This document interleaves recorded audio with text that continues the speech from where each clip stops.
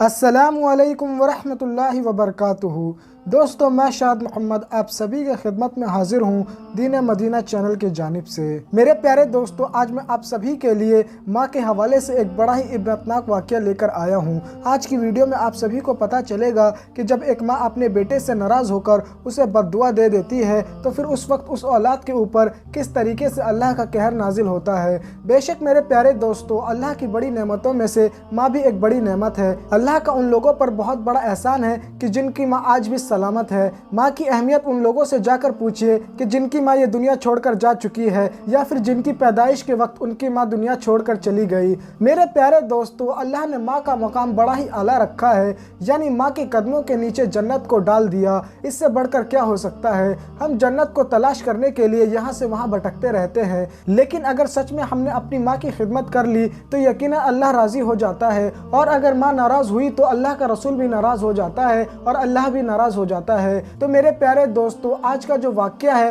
वो इसी पे है। आप सभी को बता दूं कि एक औरत अपने शौहर के साथ बड़ी खुशी के साथ ज़िंदगी गुजर बसर कर रही थी। बहुत ही ज़्यादा मिन्नतों के बाद, बहुत ही ज़्यादा दुआओं के बाद उस औरत को 10 साल के बाद एक लड़का पैदा हुआ। बच्चे की पैदाइश के कुछ ही दिनों बाद उस औरत के शौहर का इंतकाल हो गया। औरत के ऊपर एक बड़ा सा पहाड़ टूट पड़ा और ऐसे वक्त में औरत जो थी वो अकेली पड़ गई और उसी के ऊपर सारी जिम्मेदारियां आ गई, यानी वो घर को भी संभालती और साथ ही साथ दूसरों के घरों पर जाकर काम किया करती थी ताकि किसी भी तरीके से घर का खर्चा चल सके। दोस्तों, आप सभी को बता दूं कि धीरे धीरे करके वो जो लड़का था वो बड़ा होने लगा, लेकिन वो जो लड़का था वो पढ़ाई लिखाई में बहुत ही ज़्यादा कमज़ोर था, यानी उस लड़के का पढ़ाई लिखाई के अंदर ज़रा सा भी मन नहीं लगता था और इसी वजह से पूरे दिन यहाँ से वहाँ वो घूमता रहता था। अब जो माँ थी वो भी बहुत ही ज़्यादा कमज़ोर होने लगी थी। साथ ही साथ उस औरत का जो बेटा था वो किसी भी तरीके से माँ की कोई मदद नहीं किया करता था और फिर बहुत ही ज़्यादा कोशिशों के बाद वो जो लड़का था उसने 8वीं क्लास को पास कर लिया। दोस्तों, माँ के पास इतने ज़्यादा पैसे नहीं थे कि उस लड़के को और ज़्यादा पढ़ा सके और साथ ही साथ उस लड़के का पढ़ाई लिखाई में भी मन नहीं लग रहा था। तो ऐसे वक्त में माँ ने ये सोचा कि मैं दिन ब दिन बहुत ही ज़्यादा कमज़ोर होती जा रही हूँ और मेरी जो उम्र है वो भी अब बहुत ज़्यादा हो चुकी है। ऐसे वक्त में मेरा जो बेटा है वो तो पढ़ना ही नहीं चाहता, उसका पढ़ाई लिखाई में ज़रा सा भी मन नहीं लगता, क्यों ना मैं उसे कहीं काम पर लगा दूं। और इसी चीज़ को सोचते हुए उसने अपने बेटे से यह बात कही कि बेटा, मेरी उम्र जो है वो बहुत ही ज़्यादा हो चुकी है और मैं अब दूसरों के घरों पे जाकर काम करने लायक नहीं हूँ और साथ ही साथ तुम्हारा पढ़ाई लिखाई में भी मन नहीं लगता, इसीलिए ज़रूरी यह है कि तुम घर का खर्चा चलाओ, यानी तुम बाहर जाके काम करो, काम की तलाश करो और जब काम मिल जाएगा तो घर के जो हालात वो पहले से कुछ बेहतर हो जाएंगे। तो मेरे प्यारे दोस्तों, उसके बाद वो जो लड़का था वो अपने घर से बाहर निकल गया और घर से बाहर निकलने के बाद उसने कई जगह पर काम तलाश किया, लेकिन उसे कोई भी काम नहीं मिला। ऐसे वक्त में वो लड़का शाम के वक्त लौट कर आया और अपनी माँ से ये बात कहने लगा कि माँ, मुझे आज काम नहीं मिला, मुझे बहुत ज़्यादा भूख लगी है, मुझे खाना खिलाओ। तो माँ ने उसको खाना खिलाया और उसके बाद माँ जो थी वो अल्लाह की बारगाह में हाथ उठाकर दुआएं करने लगी कि ए अल्लाह, तू मेरे बेटे को सलामत रखना और उसकी जल्द से जल्द नौकरी लग जाए। इसके लिए वो औरत जो थी वो बार बार दुआएं कर रही थी। मेरे प्यारे दोस्तों, अगले दिन फिर वही हुआ कि बेटा जो था वो नाश्ता करके घर से निकल गया और हर जगह उसने जाकर काम की तलाश की, लेकिन उसे कहीं पर भी काम नहीं मिला। ऐसे वक्त में जब वो यहाँ से वहाँ घूम रहा था नौकरी की तलाश में, तो ऐसे वक्त में उसे कुछ ऐसे लोग मिल जाते हैं जो कि बुरी संगत के लोग थे और उसके वो दोस्त बन जाते हैं। फिर होता यह है कि वो जो लड़का होता है वो रोज़ाना अपनी माँ से ये बोलकर घर से निकल जाता है कि माँ, मैं काम की तलाश में जा रहा हूँ, और फिर वो अपने दोस्तों के साथ ही यहाँ से वहाँ घूमता रहता, यानी वो पूरे दिन मस्ती करता और घर पर आकर ये बात कहता कि माँ, मैंने बहुत ही ज़्यादा नौकरी की तलाश की लेकिन मुझे कहीं पर भी काम नहीं मिला, मैं कल फिर जाकर तलाश करूँगा। और माँ जो थी वो अपने बेटे को प्यार करने के बाद, अपने बेटे को दुआ देने के बाद उसे खाना खिलाती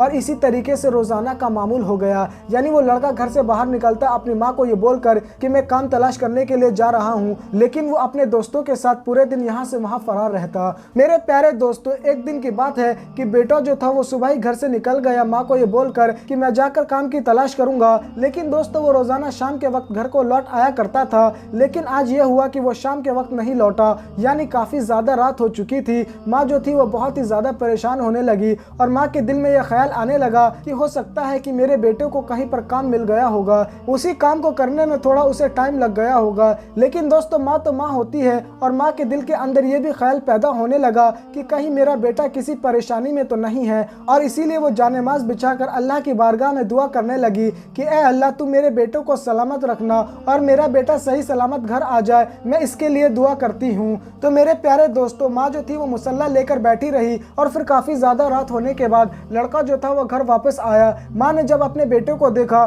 तो वह बहुत ही ज़्यादा खुश हुई और फिर अपने बेटे से ये बात कहने लगी कि आज इतना ज़्यादा देर क्यों लगा, क्या तुम्हें कहीं पर काम मिल गया? तो इस बात के ऊपर वो जो बेटा था वो ये बात कहने लगा कि मेरे नसीब में काम नहीं, मैं तो अपने दोस्तों के साथ फिल्म देखने के लिए गया था। तो ये बात सुनने के बाद माँ जो थी वो बहुत ही ज़्यादा हैरान रह गई और अपने बेटे से ये बात कहने लगी कि बेटा तुम रोज़ाना शाम के वक्त लौट आया करते थे और आज बहुत ज़्यादा देर हो गई और इसी वजह से मैं बहुत ज़्यादा घबराने लगी थी। ये बात सुनने के बाद वो जो लड़का था वो ये बात कहने लगा कि माँ मुझे बहुत ज़्यादा भूख लगी है, ज़्यादा बहस करने की ज़रूरत नहीं है, मेरे लिए खाना निकालो। तो ये बात सुनने के बाद वो जो माँ थी वो ये बात कहने लगी कि बेटा मैंने तुम्हारे इंतज़ार में खाना नहीं खाया है, तुम्हें थोड़ी सी तो परवाह होनी चाहिए थी कि घर के अंदर माँ अकेली है, टाइम से घर आ जाना चाहिए था। इस बात के ऊपर वो जो लड़का था वो ये बात कहने लगा कि मेरे जितने भी दोस्त थे सबके घर के अंदर उनकी माँ अकेली थी, एक तुम ही नहीं हो जो घर के अंदर अकेली थी। तो बेटे के इस बात के ऊपर माँ की आंखों में आंसू आ गए और वो अपने बेटे से ये बात कहने लगी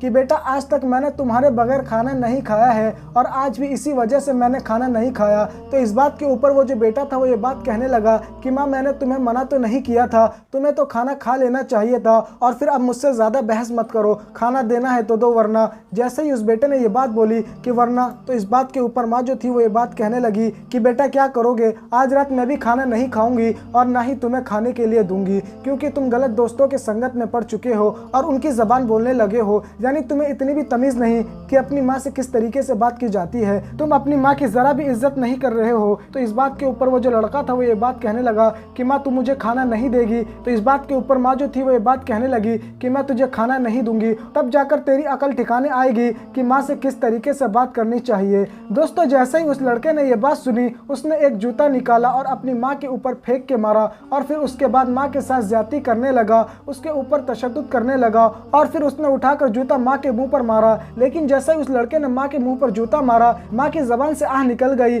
और माँ की ज़बान पर यह बात आ गई कि ए अल्लाह मेरे बेटे को ऐसा जलील करना, ऐसा रुसवा करना कि ये सारी ज़िंदगी दर्द और तकलीफ़ के अंदर इसी तरीके से तड़पता रहे जिस तरीके से आज मैं तड़प रही हूँ। तो मेरे प्यारे दोस्तों इसके बाद वो जो शख्स था, वो जो लड़का था, उसने अपनी माँ को धक्के मार कर घर से निकाल दिया और दरवाज़ा बंद कर लिया। माँ जो थी वो बेसहारा हो गई और वो अपने आप को कोसने लगी कि ए अल्लाह तूने मुझे कैसी औलाद अता की, अच्छा तो ये होता कि मुझे कोई औलाद ही नहीं होती। और फिर मेरे प्यारे दोस्तों अगले दिन जब आस पड़ोस के लोगों ने इस चीज़ को देखा कि बेटे ने माँ को घर से निकाल दिया है तो ऐसे वक्त में उस औरत के पास लोग आए और खाना वगैरह देने लगे, लेकिन माँ जो थी वो किसी भी हाल में खाना खाने को तैयार नहीं थी। और फिर माँ ने ये बात कह दी कि जिसका बेटा खाना नहीं दे सकता फिर वो किसी और से उम्मीद क्यों रखे। और फिर मेरे प्यारे दोस्तों उसी तरीके से वो जो बूढ़ी औरत थी वो यहाँ से वहाँ फिरने लगी। हफ्ता गुजर गया, यहाँ तक कि उसने अपने मुंह के अंदर एक दाना तक नहीं डाला। दोस्तों जब भूख की वजह से हालात ख़राब हुए तो ऐसे वक्त में वो बीमार पड़ गई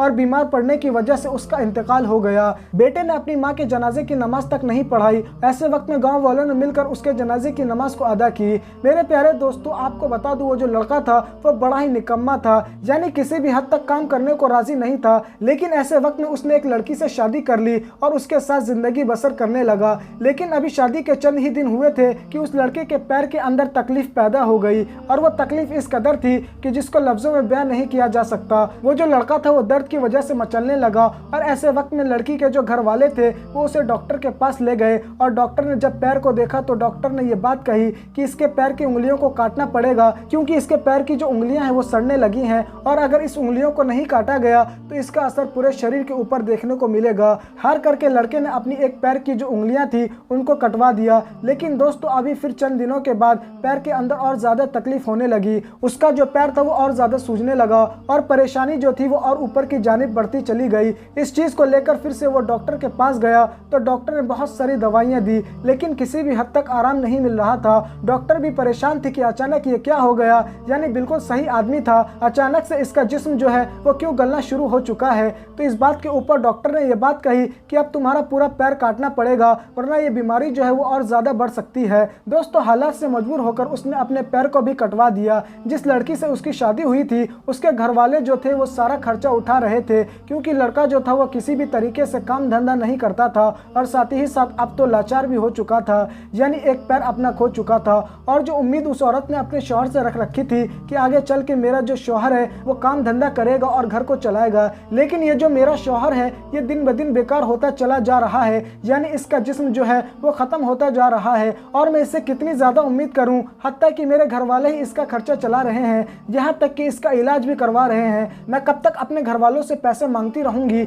इसीलिए बेहतर यह है कि मैं इसको तलाक दे देती हूँ। वो जो औरत थी उसने फ़ौरन ही अपने शौहर को तलाक दे दिया और वो उसे छोड़कर चली गई। दोस्तों वो जो लड़का था वो तो वैसे भी निकम्मा ही था, कोई भी काम धंधा नहीं किया करता था और बीवी के घर वालों की तरफ से ही कुछ पैसे आते थे जिससे घर का खर्चा चलता था और इसका इलाज चलता था। लेकिन अब तो इसको इसकी बीवी ने भी छोड़ दिया था, जिसकी वजह से हालात जो थे वो बहुत ज़्यादा ख़राब होने लगे और अब इसका इलाज करवाने के लिए कोई नहीं बचा था। अभी कुछ ही दिन गुजरे थे कि उसका दूसरा पैर जो था वो भी सूजने लगा और उसके अंदर भी दर्द और तकलीफ बढ़ने लगी। इस चीज़ को देखकर वो बहुत ज़्यादा परेशान हो गया और वो किसी भी तरीके से घर से बाहर निकला और घर से बाहर निकलने के बाद भीख मांगने लगा, क्योंकि वो काम धंधा तो करता नहीं था और इसीलिए उसने भीख मांगना शुरू कर दिया ताकि वो अपने पेट को पाल सके। और दिन भर में इतना ही हो पाता था कि जिसकी वजह से सिर्फ और सिर्फ उसका पेट पल पाता था, कोई इलाज करवाने के लिए पैसे नहीं बचे थे। धीरे धीरे करके वो और ज़्यादा लाचार हो गया, यानी पहले वो एक पैर पर चल पाता था लेकिन अब दूसरा पैर जो था वो भी ख़त्म हो चुका था। इसी वजह से वो घसीट घसीट कर यहाँ से वहाँ जाता था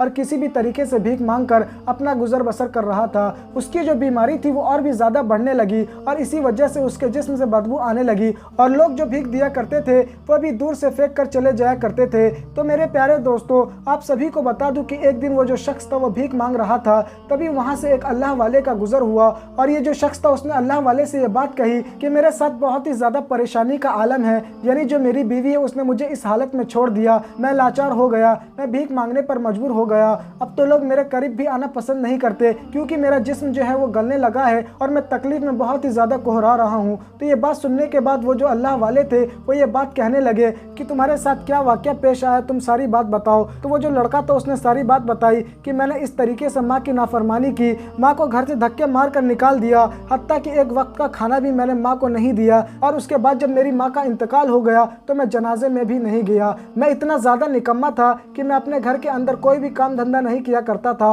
और जिसकी वजह से मेरी जो बीवी थी वो मुझे छोड़कर चली गई और फिर मैं अब मजबूर हूँ कि मैं भीख मांगूँ। तो ये बात सुनने के बाद वो जो अल्लाह वाले थे वो ये बात कहने लगे कि दरअसल तुम्हारी ये जो बीमारी आई है इसकी सिर्फ और सिर्फ एक ही वजह है, यानी तुमने अपनी माँ के ऊपर हाथ उठाया, उनके ऊपर तशद्दुद किया, उनको परेशान किया और जब उनकी ज़बान से बद्दुआ निकली तो अल्लाह ताला ने फ़ौरन कबूल कर ली। और जब माँ बद्दुआ कर देती है तो यकीनन अल्लाह ताला उसको ज़रूर कबूल करता है और तुम्हारी सारी ज़िंदगी अब इसी तरीके से दर्द और तकलीफ़ में गुजरेगी, क्योंकि तुम्हारी माँ जो है वो ये बद्दुआ करके गई है कि तुम्हारी सारी ज़िंदगी इसी तरीके से दर्द और तकलीफ़ में रहे। दोस्तों ये बात सुनने के बाद वो जो शख्स था वो बहुत ही ज़्यादा रोया अपने करने के ऊपर और कुछ ही दिनों के बाद फिर उसका इंतकाल हो गया। गांव वाले जितने भी लोग थे, आस पड़ोस के जितने भी लोग थे, वो सब के सब उसके करीब नहीं गए क्योंकि सब जानते थे कि यह माँ का नाफरमान बेटा है और इसने बहुत ही ज़्यादा माँ के ऊपर जुल्म किया है और साथ ही साथ इसका जिस्म जो है वो बहुत ही ज़्यादा बदबू कर रहा है। इसी वजह से किसी ने भी उसके जनाजे की नमाज को अदा नहीं किया और वो एक कोने में ऐसे ही पड़ा रहा कि जिसको आकर चील कौवे ने खाया। मेरे प्यारे दोस्तों जो अपने माँ बाप की नाफरमानी करता है तो उसके साथ बहुत ही बुरे हालात होते हैं और जिसने भी अपनी माँ की बद्दुआ ले ली यकीनन उसने अपनी दुनिया भी ख़राब कर ली और साथ ही साथ अपनी आखिरत भी ख़राब कर ली। इसीलिए माँ बाप को राज़ी करो, इसी में भलाई है, क्योंकि जब माँ दुआ करती है तो यकीनन असर रखती है। आपके हक में कोई भी दुआ करे लेकिन हो सकता है कि एक बार को वो दुआ कबूल ना हो, लेकिन जब माँ अपनी औलाद के हक में दुआ करती है तो वो यकीनन फ़ौरन कबूल होती है। इसीलिए मेरे प्यारे दोस्तों माँ बाप को राज़ी करो, उसी में हमारी भलाई है। तो मेरे प्यारे दोस्तों मुझे उम्मीद है कि आपको मेरी बात समझ में आई होगी और अगर आपको ये वीडियो पसंद आई है तो इस वीडियो को लाइक करें और इस वीडियो को ज़्यादा से ज़्यादा शेयर करें और साथ ही साथ हमारे YouTube चैनल को सब्सक्राइब करें। तो दोस्तों आज के लिए बस इतना ही।